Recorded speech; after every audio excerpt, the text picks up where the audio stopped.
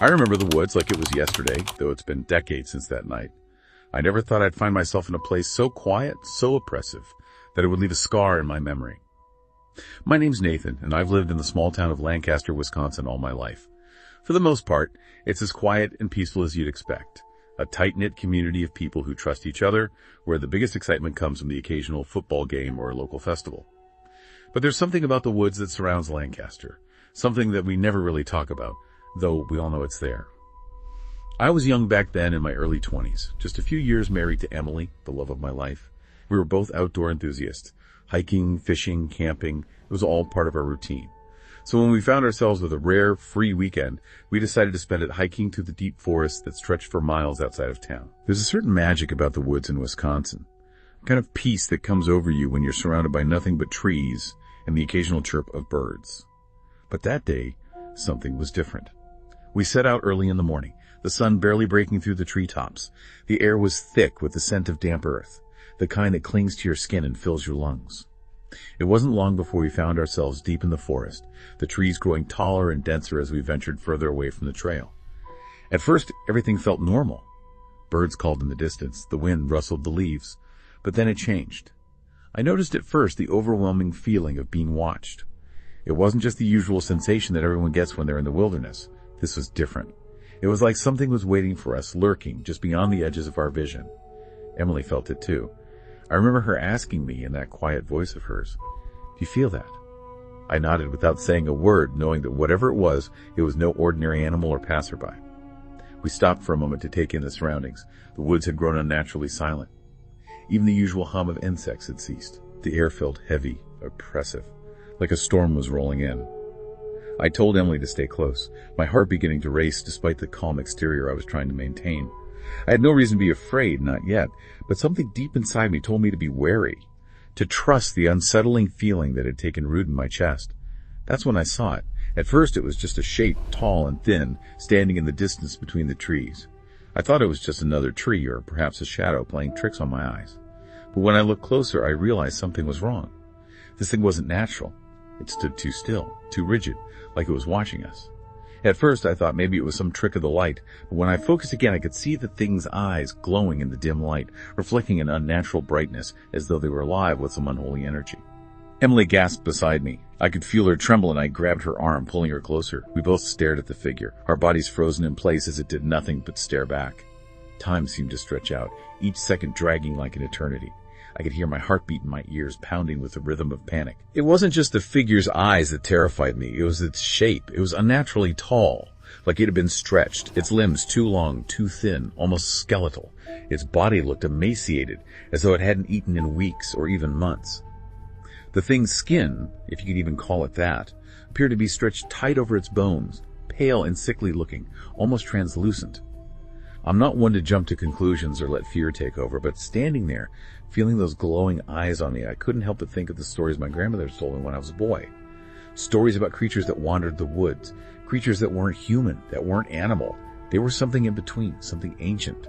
She'd warned me to stay away from the woods at night, especially during the fall when the veil between the worlds was thinnest. She'd said that if you weren't careful, you might see the Wendigo. I shook the thought from my head. There was no way. Those were just stories. This thing wasn't real. But then it moved. I watched, helpless as it shifted slightly, its long limbs unfolding like some kind of predatory animal. Its eyes never left us, never blinked. It was almost as if it were toying with us, playing a game of cat and mouse. Emily whispered, barely audible, "We need to go. Now." I grabbed her hand and began to back away, but something stopped me. A sound, or more like the lack of sound. The air around us seemed to freeze. The forest that had been alive with birds and insects now stood completely silent. The very breath of the world held in suspension. We turned to run, but as we did, I heard a low, guttural growl that seemed to come from everywhere at once. It wasn't an animal growl. It was something worse. It was the sound of something ancient, something hungry. My feet were moving before my brain could fully comprehend what was happening, and we ran as fast as we could through the thick underbrush, crashing through branches and tripping over roots, the eerie sound of footsteps behind us keeping pace no matter how fast we went. The growl followed us, relentless. We didn't stop until we reached the edge of the woods. My chest was tight, my lungs screaming for air, but I couldn't look back. I couldn't let myself. We didn't speak as we stumbled out into the open, the familiar side of the trailhead never seeming so welcoming. We didn't stop until we were safely back at the car, locked inside, the engine roaring to life as they sped away from that forest, away from whatever was waiting there. We never went back to that part of the woods. A week later, we went to the local authorities. I don't know why we thought they'd believe us. It's not like there was any physical evidence of what we had seen. No footprints, no broken branches, nothing to indicate that anything had happened at all. But we told them anyway. The sheriff just listened, nodding like he had heard this all before. He told us that he heard rumors of strange things happening in the woods, but that he couldn't do anything unless we had proof. The deputy seemed skeptical, but his eyes were wide when he asked, was it tall, emaciated, eyes that glow? When we nodded, he paled, and I could see the fear in his eyes. He didn't say anything more, but that was the last time I saw him. I heard later that he transferred out of the county not long after. Word spread, though, like wildfire. The rumors, the whispers, they grew louder. People started to avoid that part of the woods, especially after dark. Some even said that the Wendigo still roams those woods, watching from the shadows, waiting for the next unsuspecting hikers to wander too far into its domain. The whole experience, the figure, the growl, it's haunted me ever since. Emily and I never really talked about it much after that day. We moved on, like you do when life forces you to. But there's not a day that goes by that I don't think about what we saw. Was it really the Wendigo? Or was it something else, something older, something even darker? I don't know. But I do know that there are things out there in the woods, things that don't belong, things that wait, just out of sight, just beyond the trees. And if you wander too far, you might never make it back. Word spread, though, like wildfire. The rumors, the whispers, they grew louder. People started to avoid that part of the woods, especially after dark. Some even said that the Wendigo still roams those woods, watching from the shadows, waiting for the next unsuspecting hikers to wander too far into its domain. The whole experience, the figure, the growl, it's haunted me ever since. Emily and I never really talked about it much after that day. We moved on, like you do when life forces you to. But there was, the kind of night that makes you question, like, is it really dark outside? That thick, suffocating blackness. It's almost like it had a weight of its own, Pressing against the windshield of my car, it was so dense I could almost taste it. The air was heavy, you know what I mean? That sort of stillness. The kind that hangs over a place long after, like the world has stopped turning or something. Northern Michigan. Late autumn. Nothing but empty road ahead of me. The trees on both sides, they're like sentinels. Standing watch. I've been driving for hours, miles and miles, uninhabited highway, stretching in every direction. It's the kind of place where you don't expect to see another soul for hours, where the silence in the car is, it's so thick that you can hear your own heartbeat. My name's Eric. I moved to this part of the state a few years ago. I thought it was a good place to get away from, the chaos of city life. Figured it'd be peaceful, remote. The type of place you only hear about in stories, or from people who've never been there themselves. But that night, as I rounded the bend on, it was a long stretch of highway, no more than a thin strip of asphalt, cutting through a dense forest. Peaceful is the last thing I felt. It started out like any other drive. My headlights cutting through the night, illuminating the road ahead, the hum of the engine beneath me, almost lulling me into a sense of false security, I had just passed a small town, the last real sign of civilization for miles. I could feel the isolation settling in around me. There's a sort of eerie quiet that comes with that. No traffic, no sounds, just the low groan of the tiles against the road, the occasional flicker of a deer or some other creature darting across in front of me. You wouldn't think to find yourself alone in a place like that, but there I was, alone, on a road that felt more like a path to nowhere. That's when I saw it, the first time. A figure. At first I thought it was a person. It was hard to tell in the dim light, but when I glanced through the rearview mirror, I caught a glimpse of something moving along the side of the road. I didn't think much of it at first, maybe some late-night hiker, I thought, or someone who had pulled off the road.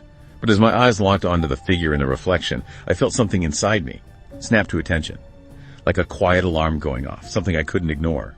It was tall, unnaturally tall, and thin, the kind of thin that looked wrong. Not in the way a person can look frail or malnourished, but in the way that seems deliberate.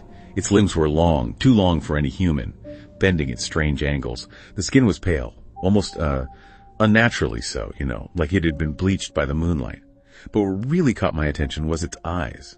I can't describe them well enough for you to understand, unless you've seen it yourself. They weren't just glowing, they were hungry. There was something in them that seemed to reach into you. A cold, predatory hunger. Not just in the way a wild animal might look at prey, but something far older and far more primal, a hunger that felt like it was looking into your very soul. And for a brief moment, just a brief, terrifying moment, I could feel those eyes on me, like he was staring straight through the back window of my car, through the glass, through my own skin. In the heart of who I was, my pulse shot through the roof. My grip tightened on the steering wheel. I forced my eyes back to the road ahead, but that feeling, though, that horrible gnawing dread, it lingered. I could feel it. Something about that thing was wrong. Every instinct in my body told me to look again, to see if it was still there. But I was too afraid to. But even as I kept my eyes forward, I couldn't shake the sense that it was following me, that it wasn't just walking by the side of the road, that it was walking behind me, that it was moving at the exact same pace I was, just a step or two behind, always in the reflection of my rearview mirror. I forced myself to look again. I had to. It was like a compulsion. And there it was, still there. Only now it was closer. A few paces behind the car, just to the edge of the headlight's reach. Its pale skin seemed to glow against the darkness. And those eyes. They were brighter now, more pronounced, like they were burning with some kind of unnatural fire. The longer I stared, the less I could make sense of what I was seeing. Was it a man? Was it some kind of animal? I couldn't say for sure. There was something in the way it moved. Something that didn't make sense. Too fluid. Too unnatural. For any living thing I'd ever seen. The hairs on the back of my neck stood on end. An icy chill settled deep into my bones. My heart raced, the adrenaline surging through me. My mind was screaming at me to drive faster, to get away from whatever this was, whatever I had stumbled into. But there was no logic to it, you know. My mind told me to slow down, stay calm. But my body was in overdrive. Every fiber of my being screamed to get out of there, to leave whatever this thing was behind me. I stepped on the gas. The engine roared, the tires gripping the road. I pushed the car faster, harder, hoping that the speed would somehow, outrun whatever it was that was following me. I glanced in the mirror once more. It was still there, still moving, still close. Its pace, it was matching mine perfectly. I could see its form more clearly now. That horrible, impossible gauntness, the way it loomed, unnaturally close despite the fact that I was speeding down the road. The road ahead stretched endlessly, dark and infinite, and it felt like it had swallowed me whole. But then as quickly as it had appeared, the figure was gone. I don't know how to explain it. One moment it was there, and the next, it wasn't. No sign of it. No shadow on the road, nothing. I couldn't tell if it had disappeared, or I had somehow driven so fast that I just couldn't keep up. Maybe it was all in my head. Maybe I just imagined it. But that feeling, like I wasn't alone, like something was chasing me, like it was there. It didn't go away. It clung to me, seeping into the corners of my mind, into my thoughts. The way a bad dream refuses to fade after you wake up. I sped all the way to the next town, hands shaking, heart still pounding. I didn't stop, didn't pull over, just drove straight to the first gas station I saw. The bright lights, almost blinding. After hours of being alone in the dark, the attendant behind the counter didn't seem to notice my state. But I knew I looked a mess, eyes wide, breath shallow. I tried to calm myself down, tried to make sense of what I had just seen, but every time I closed my eyes, I could see that figure. Those eyes, they were still there, watching me, following me. And I couldn't shake the feeling that it wasn't over, that whatever it was, it had been waiting for me, that it had been there the whole time. The local authorities, they didn't offer any explanation when I reported it. They just listened, wrote down the details. A tall figure by the side of the road, eyes glowing in the dark, no description beyond that. They told me it was likely a person, maybe someone out in the woods late at night, but something about the way they spoke, it made me feel like they didn't believe me, like they were just humoring me, But they didn't tell me it was nothing. They didn't say it was a mistake or that I was imagining things. It was as if they had heard this story before. In the days that followed, I tried to forget about it, tried to convince myself it had been my mind, playing tricks on me, a product of too many hours in the car, too much isolation. But the more I thought about it, the more I realized something terrifying. I had seen something out there, something that didn't belong. I wasn't the first person to see it either. I started hearing stories, whispers from the locals, strange encounters on that stretch of road. Ghost stories, theories about Wendigo. Some claim they were just stories, urban legends. Listeners, we descend into the heart of Ontario's wilderness, a place where darkness lingers and the silence whispers secrets best left unheard. It was the summer of 2002. We were 5 friends, Matt, Kevin, Lily, Ben, and I, craving adventure. We decided to head deep into Ontario's backcountry, far from the trails, deep into the wilderness where no one would bother us. It was supposed to be a week of solitude and bonding, a break from the noise of the city. No cell service, no distractions, just nature and us. The drive to the campsite was long, but we finally reached it as dusk settled in, casting an eerie orange glow over the vast forest. The place was remote, even by Ontario standards. No one came out here, not unless they knew the area well. As we unloaded the gear and set up camp, the quiet was almost oppressive. It felt like the trees themselves were watching us, their limbs creaking in the wind, like whispers in an unknown tongue. But we were used to it. We joked and laughed, setting up our tents and gathering wood for the fire. The sounds of nature were comforting in a way. As night fell, we gathered around the campfire, its crackling warmth the only thing that kept the cold at bay, but the chill was creeping in faster than it should have been. We laughed, shared stories, but there was something about the night. Something off.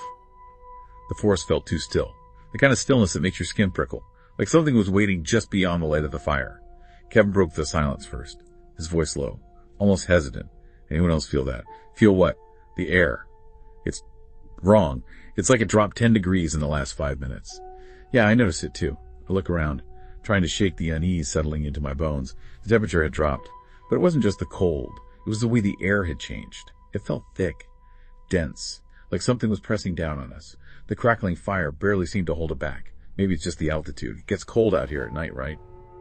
I nodded, but I didn't feel convinced. There was something about this place that didn't sit right with me. It was too quiet, too empty. The forest should have been alive with sounds, crickets, the rustling of leaves, maybe the hoot of an owl. But there was nothing, just the wind. We stayed up a little longer, trying to ignore the nagging feeling that something was out there. Then, just as I was about to suggest we turn in for the night, we heard it. A sound. Loud. Unnerving. Cracking through the air like the snap of a branch under immense pressure. It was coming from the woods, far off to the left. Everyone froze. I could see their faces in the firelight, pale and wide-eyed. What the hell was that?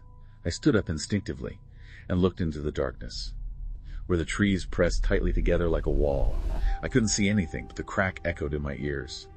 Lingering in the silence that followed. I'll check it out. No way, man. You're not going out there alone. I'll be fine. Stay here. Keep the fire going. I'll be back in 10 minutes. I didn't want him to go. I didn't want anyone to go. There was something about that sound. It was wrong. Unnatural. But I kept quiet, hoping it was just a deer or a bear. Something normal. Something we could explain away. He vanished into the dark, his flashlight beam cutting a thin, trembling line through the trees. We stayed silent, our eyes fixed on the darkness where he had gone, waiting for him to return. Minutes passed, then 10, then 20. No sign of Matt. I'm going after him. I'll come with you. No, I'm going. Stay here. But before I could move, a high-pitched scream split the air. It was a sound like no other, unnatural, guttural, and full of pure terror. It sent a chill straight down my spine, freezing me in place. I don't remember running, but I must have. My heart was pounding in my chest as I sprinted toward the sound. The forest seemed to close in around me, the trees warping and twisting as if they were alive, reaching for me. The temperature dropped again, and I could see my breath in the freezing air. Though the fire was still burning back at camp, I reached the edge of the woods where Matt had gone, and I stopped dead in my tracks. There, standing in the clearing, was Matt. But he wasn't Matt anymore. He was a shadow of the man he used to be. His clothes were torn, his face pale and gaunt, his eyes wide and glassy, but the worst part was his expression. His mouth was open in a silent scream, his lips pulled back like something had frozen him in place. His eyes didn't seem to recognize me. He wasn't there anymore. And behind him, in the trees, I saw it. A figure, tall and impossibly thin, standing just at the edge of the light. Its skin was stretched tight across its bones, as if it had been starved for years. Its face was a shriveled, malformed thing, hollowed out and elongated. Its eyes were black, empty sockets that seemed to stare right through me. I couldn't move. I couldn't breathe. It let out another scream, a sound that wasn't even human, like 1,000 voices crying out in agony. The air seemed to crackle, and I felt an overwhelming cold seep into my bones, as if the very soul of the forest had turned against me. I stumbled backward, tripping over a root, and fell hard onto the ground. I scrambled to get up, my eyes locked on that creature, which was slowly moving toward me, its limbs stretched unnaturally, each step making the ground tremble beneath me. And then I heard the others. Kevin, Lily, and Ben calling my name. Their voices were distant, but they were coming closer. The creature stopped moving, its head jerking in their direction, as if it could sense them. I didn't wait. I ran. I ran faster than I ever had in my life, pushing through the underbrush, not caring where I was going, just away from that thing. I heard footsteps behind me, but I didn't dare look back. The cold was unbearable now, suffocating, as if the air itself was alive, pressing down on me, choking me.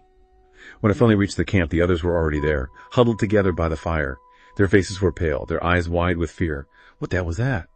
I couldn't answer. My throat was too tight and the words wouldn't come. I was shaking, unable to stop.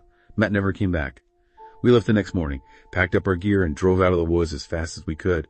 None of us spoke much. We couldn't. What had happened? What we had seen. It didn't feel real. Couldn't have been. But I know what I saw. I saw the Wendigo.